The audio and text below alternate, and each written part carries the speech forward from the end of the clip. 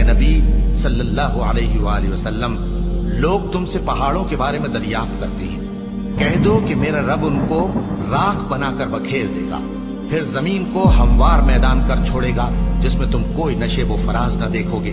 اس روز لوگ پکارنے والے کے پیچھے چلیں گے اور اس کی پیروی سے انحراف نہ کر سکیں گے، اور رحمان کے سامنے آوازیں پست ہو جائیں گی تو تم ایک ہلکی آواز کے سوا کوئی آواز نہ سنو گے۔ اس روز کسی کی سفارش کچھ فائدہ نہ دے گی مگر اس شخص کی جسے رحمان اجازت دے اور اس کی بات کو پسند فرمائے۔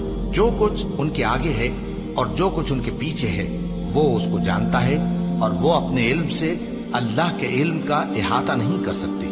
اور اس زندہ و قائم کے روبرو منہ لٹک جائیں گے، اور جس نے ظلم کا بوجھ اٹھایا وہ نامراد رہا، اور جو نیک کام کرے گا اور مومن بھی ہوگا تو اس کو نہ ظلم کا خوف ہوگا اور نہ نقصان کا۔ اور ہم نے اس کو اسی طرح کا قرآن عربی نازل کیا ہے، اور اس میں طرح طرح کے ڈراوے بیان کر دیے ہیں تاکہ لوگ پرہیزگار بنیں یا اللہ ان کے لیے نصیحت پیدا کر دے۔ تو اللہ جو سچا بادشاہ ہے، عالی قدر ہے، اور قرآن کی وحی جو تمہاری طرف بھیجی جاتی ہے اس کے پورا ہونے سے پہلے قرآن کے پڑھنے میں جلدی نہ کیا کرو، اور دعا کرو کہ میرے پروردگار مجھے اور زیادہ علم دے۔ اور ہم نے پہلے آدم سے عہد لیا تھا مگر وہ اسے بھول گئے، اور ہم نے ان میں ارادے کی پختگی نہ پائی۔ اور جب ہم نے فرشتوں سے کہا کہ آدم کے آگے سجدہ کرو تو سب سجدے میں گر پڑے مگر ابلیس نے انکار کیا۔ اس پر ہم نے فرمایا کہ آدم، یہ تمہارا اور تمہاری بیوی کا دشمن ہے، تو یہ کہیں تم دونوں کو بہشت سے نہ نکلوا دے، پھر تم تکلیف میں پڑ جاؤ۔ یہاں تم کو یہ آسائش ہے کہ نہ بھوکے رہو نہ ننگے، اور یہ کہ نہ پیاسے رہو اور نہ دھوپ کھاؤ۔ پھر شیطان نے ان کے دل میں وسوسہ ڈالا اور کہا کہ آدم، بھلا میں تم کو ایسا درخت بتاؤں جو ہمیشہ کی زندگی کا باعث ہو اور ایسی بادشاہت کہ کبھی زائل نہ ہو؟ سو دونوں نے اس درخت کا پھل کھا لیا تو ان پر ان کی شرم گاہیں ظاہر ہو گئیں، اور وہ اپنے اوپر بہشت کے پتے چپکانے لگے۔ اور آدم نے اپنے پروردگار کے حکم کے خلاف کیا تو وہ اپنے مقصد سے بے راہ ہو گئے۔ پھر ان کے پروردگار نے ان کو نوازا تو ان پر مہربانی سے توجہ فرمائی اور سیدھی راہ بتائی۔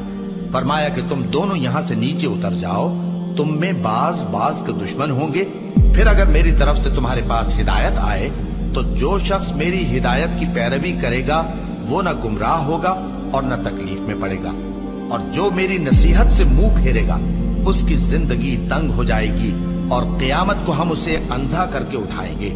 وہ کہے گا کہ میرے پروردگار، تو نے مجھے اندھا کر کے کیوں اٹھایا؟ میں تو دیکھتا بھالتا تھا۔